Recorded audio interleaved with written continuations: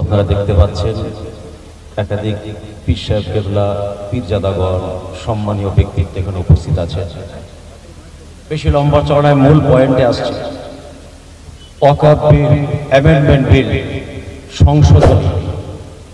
এই সংশোধনী মানে আতঙ্ক, মানে এতদিন যেটা ছিল ভুল, এতদিন যেটা ছিল বিলটা ভুল, XYZ ওরা সংশোধন করতে এসেছে, ভারতকে শাসন করতে এসেছে, ভারতের সম্প্রীতি নষ্ট করতে এসেছে, করবে। ভারতের মাটিকে রক্তাক্ত করতে চায়, আতঙ্কিত করতে চায়, সংবিধানের উপরে অত্যাচার করতে চায়, সংবিধানকে ধূলিসাৎ করতে চায়। এই আমরা বেশ কয়েক বছর ধরে দেখছি, আমরা সকলে অবগত আছি। এছাড়াও এই বিশাল ইন্ডিয়ান কনস্টিটিউশন নামক বিশাল বট গাছের কয়েকটা ডাল কেটে দিয়েছে, এটাও আমরা ভারতের মাটিতে আমরা সকলে অবগত আছি, জানি।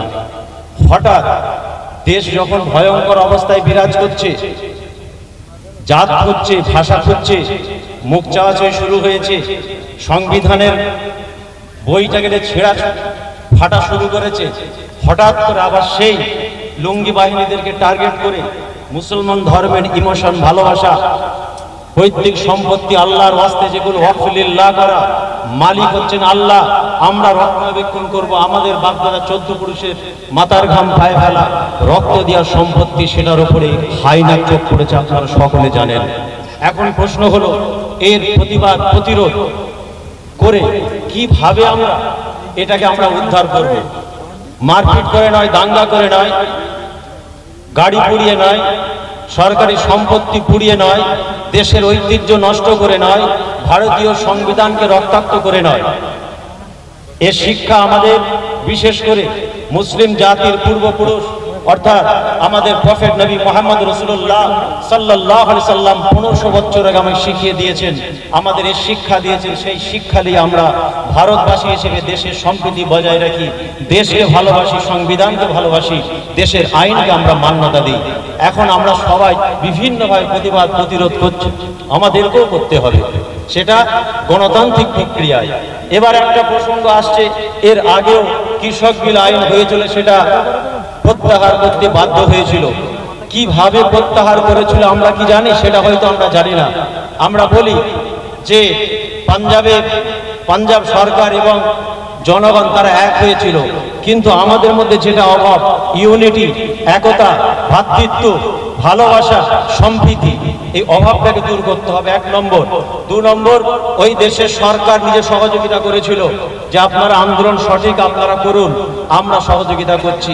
আমরাও আমাদের অভিভাবিকাকে সম্মানে, ভালোবাসা দিয়ে আমাদের দেশের সিএম হিসেবে আমরাও অনুরোধ করব, আপনিও কেস করুন। আপনার যে সমস্ত এমএলএরা আছে তারাও যেন কেস করে। তাহলে আপনি তো প্রকাশ করেছেন, ঘোষণা করেছেন, আপনার এমএলএরাও যখন কেস করেছে, আমরা আবেদন করব আপনিও কেস করুন, এর বিরুদ্ধে আপনার এমএলএদেরকে দাঁড় করান। আমরা ভারতের মানুষ, সম্প্রীতির বার্তা দেব সকলকে, সকলে মিলে ইউনিটি, একতার সাথে আমরা এর প্রতিবাদ প্রতিরোধ করব, দেশকে ক্ষতি করে নয়। তো আপনারা জানেন, এর আগে ঘোষণা দেওয়া হয়েছে ফুরফুরা দরবার শরীফ থেকে একাধিক পীরজাদারা বসে যে আমরা ইনশাআল্লাহ 26 তারিখে একাধিক পীরজাদা যাবেন। আমি ব্যক্তিগত আমিও যাব, ইনভাইট করেছি, আপনারাও সকলে আসবেন। এই প্রচার আমরা দিন 15 ধরে করছি, কয়েক লক্ষ মানুষের কাছে ফুরফুরা শরীফের পীরজাদারা পৌঁছে দিয়েছে। প্রত্যেক প্রোগ্রামে আমরা বলেছি যদি সব ঠিকঠাক হয় ইনশাআল্লাহ, আল্লাহ যদি রাজি থাকেন, 26শে এপ্রিল আপনারা সকলে ব্রিগেডে আসবেন। সেদিন ব্রিগেড ময়দানটা হবে কোনো রাজনৈতিক মন্ডাই নয়, কোনো রাজনৈতিক প্ল্যাটফর্ম নয়, সেদিন হবে সম্প্রীতি রক্ষার স্টেজ, সেদিন হবে ভারতের ইউনিটির প্ল্যাটফর্ম, সেদিন হবে দাঙ্গাকারীদের বিরুদ্ধের প্ল্যাটফর্ম, সেদিন হবে সংবিধানকে বাঁচানোর লক্ষ্যে মুসলিমরা তাদের জায়গা বুঝিয়ে দেবে। আশা করি আপনারা সকলে আসবেন, আমরাও আসবো ইনশাআল্লাহ।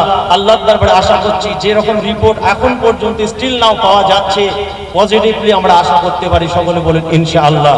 যাক, আলোচনা নয়, উপস্থিতিটাই বড় কথা। ইমানি দায়িত্ব মনে করে হাজির হয়েছে, আপনারাও এসেছেন, বিশাল প্রচার হয়নি।